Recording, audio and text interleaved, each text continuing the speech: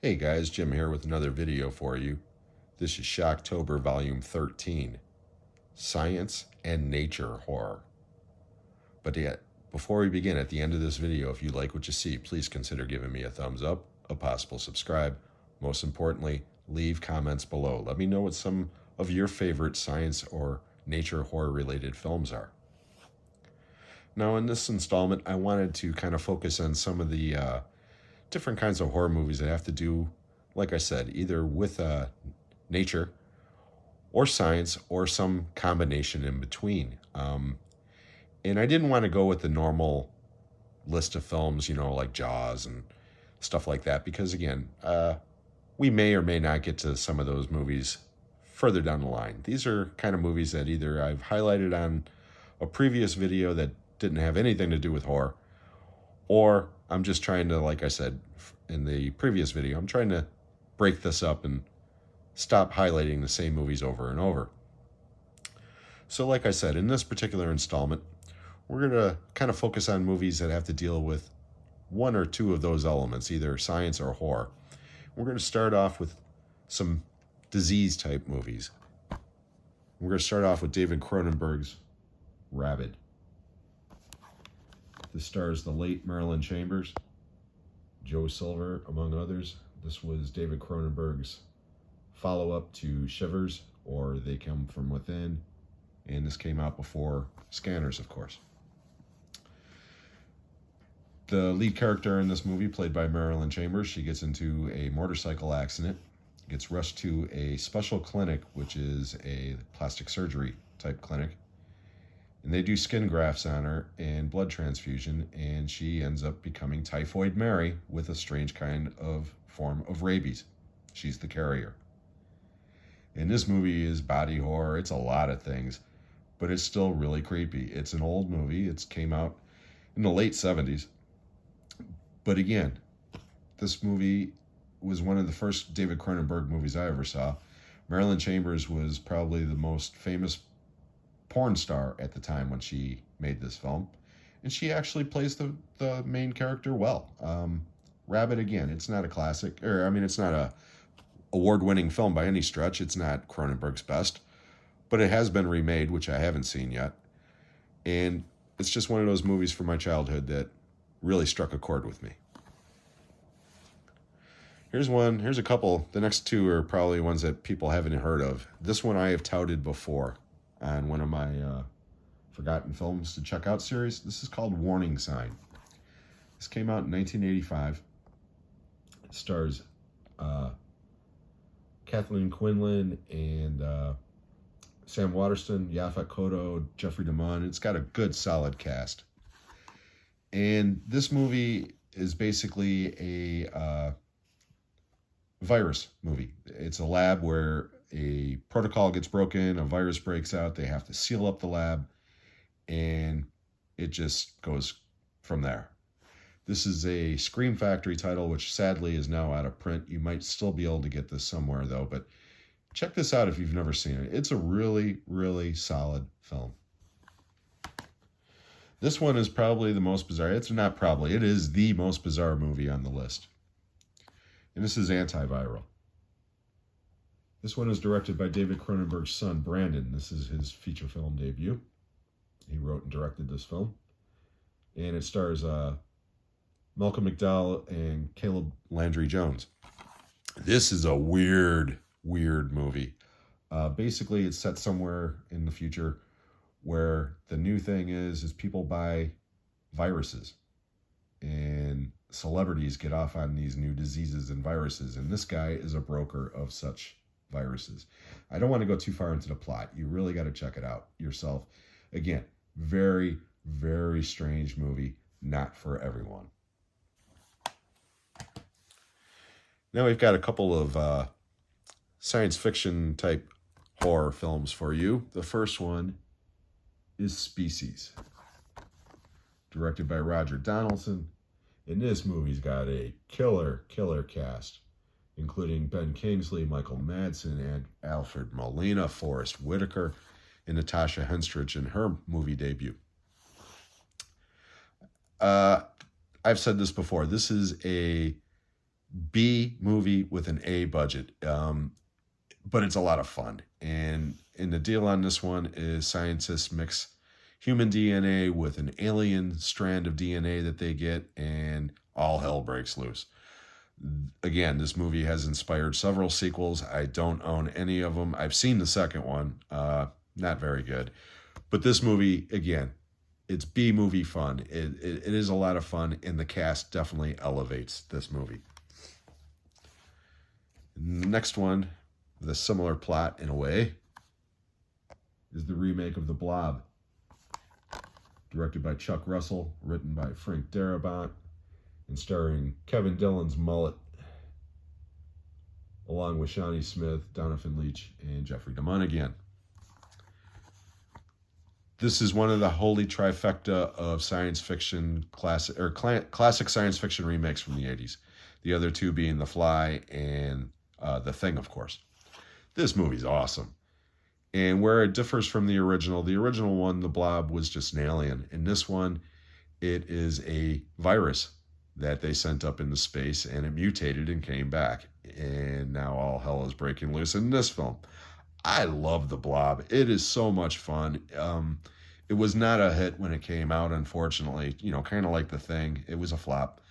But it has since in the years gained a cult appreciation that it should have gotten the first time around. Yeah, The Blob is so much fun.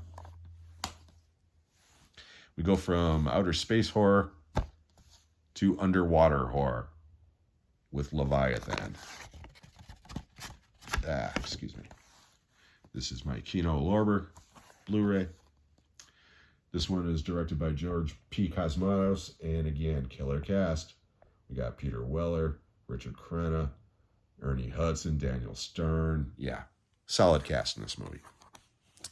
In this movie, it's they're underwater, like I said, and they come across a virus, I guess, of some kind, some sort of man-made disease that may or may not be man-made, but is mutated. And again, all hell breaks loose. I loved this movie when I saw it theatrically. This was 89, so this was the summer of the underwater movies. This one, The Abyss, and Deep Star 6. And I remembered at the time, that summer, I loved all three of those movies. Now, in the years past, I still love The Abyss. I think The Abyss is great. I don't own it, unfortunately. I don't like Deep Star 6 at all anymore, and I don't own that one. I do own this one, and I like it. I don't love it. Okay, now we got a mad scientist type movie for you. Directed by George Romero, called Monkey Shines.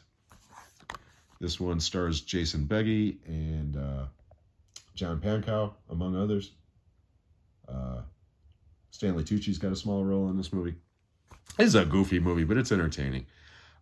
Basically, a man gets paralyzed in an accident and has kind of lost the will to live, and his best friend is a scientist, and he's working on this serum that is supposed to make animals smarter. And he gets a support monkey, and the serum not only makes the monkey smarter, but it also makes kind of a telepathic connection between the man and the monkey, which is really kind of goofy. But hey, I'll go with it. Again, far from being Romero's best film, far from being his worst film. It's decent. It's fun. It's not going to win any awards. Then we've got Wes Craven's Swamp Thing. This is based on the comic book, of course, and this one stars the lovely Adrienne Barbeau at the height of her hotness, Louis Jourdan, and others. This is probably the weakest Wes Craven film that I own. But it's entertaining as hell. It's goofy. The effects are not good. The story is kind of off in its own weird way. I don't know. This movie's fun. That's all I can say about it. It's certainly not great. Okay, now we've got a couple of creature features for you. We're going to start off with Piranha. Joe Dante's Jaws ripoff classic from 1979, I believe. Might have came out in 78, but I saw it in 79. And this one stars the great Kevin McCarthy, among others. the gist on this is that some mad scientist is working on some hybrid piranha species for the army, and these fish can survive in either saltwater or freshwater. And again, all hell breaks loose. B movie, been remade a couple of times, doesn't matter. Nothing beats the original Joe Dante classic, in my opinion. And then we've got Prophecy, the Mutant Bear movie, directed by John Frankenheimer and starring Talia Shire, Robert Foxworth, and Armand Assante, among others. The gist on this one is the chemicals from a nearby textile factory are poisoning the fish with mercury, and it causes a mutant bear. Goofy ass movie. Thought it was goofy when I was a kid. Really think it's goofy now. Although there is one scene in this movie where a kid gets taken out in a sleeping bag that to this day I can't believe they had the balls to do. It's a great shot. The rest of the movie, not so much unless you're really high. And continuing that trend, we have Alligator. But Alligator is great B-movie fun. This one is directed by Louis Teague, written by John Sayles, and starring the late, great Robert Forster and Henry Silva, among others. In this case, baby alligator gets flushed down the toilet into the sewer where there is some medical waste, and the alligator eats it and becomes this humongous 20-foot-long monster that comes through the city. Great B-movie fun. Saw this one when I was a kid theatrically and have loved it ever since. And continuing that trend, but the skeeziest of all the films in this list, Humanoids from the Deep. This is from the Corman Factory. This one stars Doug McClure and Vic Morrow, among others. When I say skeevy, I mean skeevy. There's lots of interspecies rape going on in this movie. And the deal on this one is the fishery, hatchery or whatever, is putting chemicals in the water and making these creatures come up with the insatiable need to mate with the women and to kill all the men. And again, B-movie gratuitous. I love this movie and have since I was a kid. And the last of these films, with the animal being involved with some sort of substance, we have Cocaine Bear. This one is directed by Elizabeth Banks, and it stars Kerry Russell, O'Shea Jackson Jr., and the late, great Ray Liotta. It is a funny, goofy movie. It's not meant to be taken seriously in any way, shape, or form, although it is loosely based on a true story.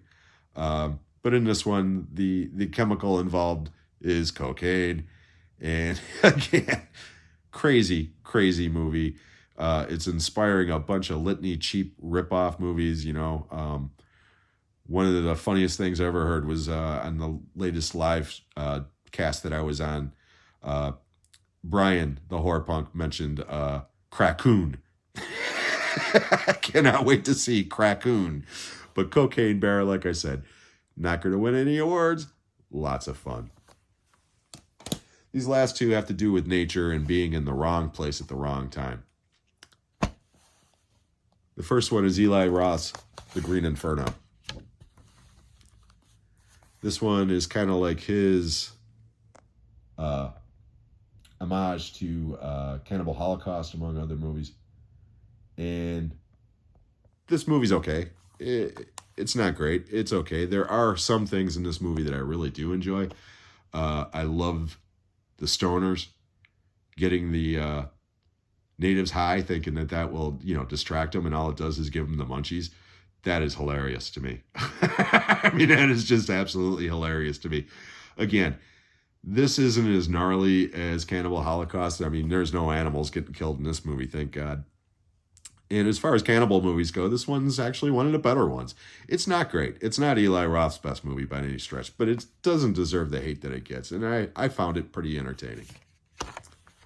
We're going to end it on this one.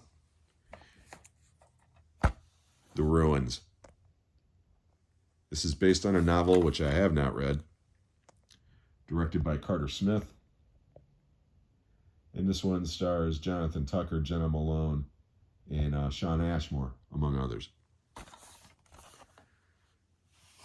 This has to do with a group of kids that are basically, touring the ruins in South America.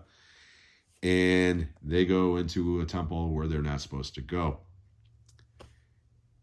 And this movie is unsettling. It is gory. It is creepy. It is awesome. I'm going to get this on Blu-ray eventually. When I say this movie gets under your skin, I mean it, literally.